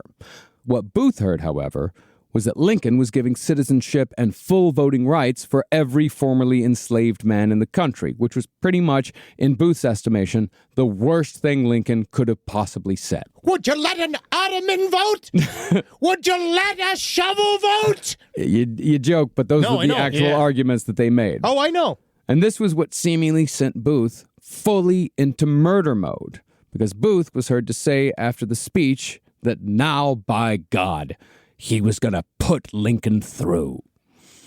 Now, after the speech, Booth went to Ford's Theater, hoping to find some like minds in his peers. But after hearing Booth launch into a racial slur-laden tirade against the North and abolitionists, Booth's fellow actors decided that maybe it wasn't such a good idea to hang out with John Wilkes Booth anymore. Yeah. Maybe I think that he's a fucking pain in our fucking ass. Yeah. Save it for the stage, John. Hey, buddy. Wait for later on when Stephen Sondheim writes a musical with a bunch of words in it. Something like that. But while his actor friends were abandoning him, Booth found solace in the same place where most actors end up after they start saying foul shit that their friends just can't ignore anymore. Booth returned to his fellow extremists, his former co-conspirators in the kidnapping plot, and before long, almost all of them were fully on board with Assassination. Sadly, though, from a historical point of view at least, there is no evidence as to what Booth said to his co-conspirators to convince them to participate in the assassination of the president and much of his cabinet, or if Booth even had to convince them at all. Pussy says what? Pussy said what? What? You're a pussy. Ah! That means I gotta kill the president now. Yeah. God damn it. Yeah, All that right. theater, your rules. There's some theater rules out there. Well, all we know is that by mid-April, Booth and his co-conspirators had a very simple plan to kill Abraham Lincoln, Secretary of State William H. Seward, and Vice President Andrew Johnson. They were going to do all of it in the same night at the same time so the perpetrators could escape south together using the Potomac River once the deeds were done. And it's there that we'll pick back up next week for part 3 of our series, with the actual assassination of Abraham Lincoln and the beginning of the manhunt for John Wilkes Booth and his collaborators. There's plenty of conspiracy theory to go around. We're going to be bringing up quite a bit of that. Like, there's more of the whole hunt for John Wilkes Booth is its own fucking episode. It's insane. Yeah. And we're also going to be getting heavily into the man who took John Wilkes Booth down, who has become one of my new favorite characters in history. No, I'm excited. This guy is fucking out of his mind. Hell yeah. I smell a possible candidate for March Madness 2026. Yeah. Oh, God, I want John Wilkes Booth in there, man. Yeah, we got to pop him in there. Yeah.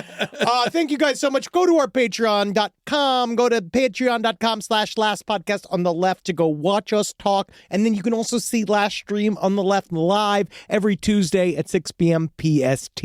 One thing I do want to tell all of you is go to our new YouTube channels. We have a brand new YouTube channel that is where all of our comedy content they were making through the Twitch channel was going. And it's now going to be going on YouTube. I believe it is at LPN TV. Yes. And so you go on YouTube, that's the name of it. Go follow that shit, all right? Because that's where we're going to be putting all our new stuff. And you're going to see, that is where we're going to be streaming Last Podcast on the Left, Beyond the Veil, with Psychic R.H. Davis. June 20th, it's going to be both live streamed and in person. Tickets are going to be there. You're going to see we're going to be doing it in conjunction with the Mystic Museum here in Burbank, California. And this is going to be a very special night that you're not going to want to miss because you're going to get spooked out. Yeah. Yes. And by live stream, that means you're going to piss yourself. Yep. Because it's going to be spooky. Yeah. And with Dr. Juice. Also, No, but that last time I got spooked out, I had to call up Dr. Mud. Also on the YouTube front, a lot of the people have their own channels now. No Dogs has their own channel. Yes. Foreign Report has their own channel. Someplace Yes. Underneath, Who's the Bitch? They all got their own channels. So if you want to follow those shows, go follow them respectively on YouTube. Also, catch us live Saturday, June 28th. We're going to be in Atlanta at the Coca-Cola Roxy. It's going to be a fucking blast. And then Salt Lake City on July 12th. Very excited for my first outdoor live amphitheater show. Yes. Then August 8th, we're going to be in Charlotte, 9th, Durham, North Carolina. September 20th, St. Paul, Minnesota. October 11th, Milwaukee, Wisconsin. October 25th, Oakland, California. November 29th, Cleveland, Ohio. And December 12th and 13th will be in Portland, Oregon. And keep your earballs tightened because we got some side story shows that are going to be announced pretty soon. Oh, yes, we do. And they are going to be fun, special events. We have to figure out, too, when we do the Dad's Garage shows, one of those shows is going to be short form improv, and the other one's going to be long form improv. Oh, is this how you're throwing this at me? It's Yes. just telling me so I can't say no because Exactly. I know a bunch of people are listening. Oh, yeah. Oh, great. I can't believe all this fucking time you're getting me to do improv. Yeah, you were doing After it. everything. We're playing After some games. I finally achieved success. Yeah. Now you have improv. to. Yeah, now you got to do improv. Yeah.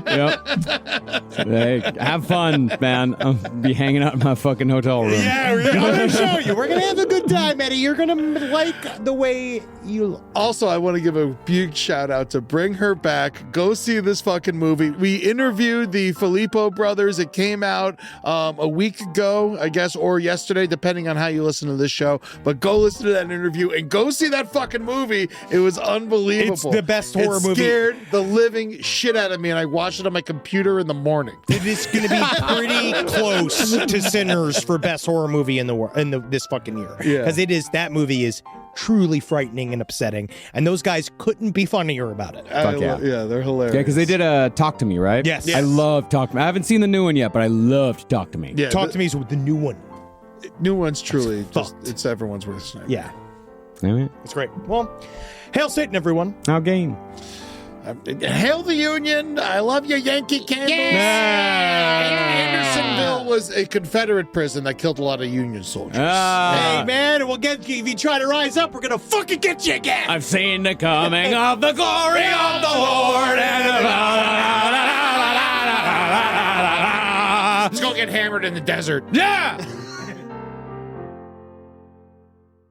Ever notice how life's best stories don't happen in your living room? They happen on the open road, out on the water, or parked under the stars. At Progressive, they get that you want to focus on the experience, not worry about the what-ifs. That's why they offer quality insurance designed for your ride, whether that's a boat, RV, or motorcycle. Adventure with confidence. Visit Progressive.com and see how easy it is to protect your favorite way to get away. Progressive Casualty Insurance Company and Affiliates. Not available in D.C. Prices vary based on how you buy.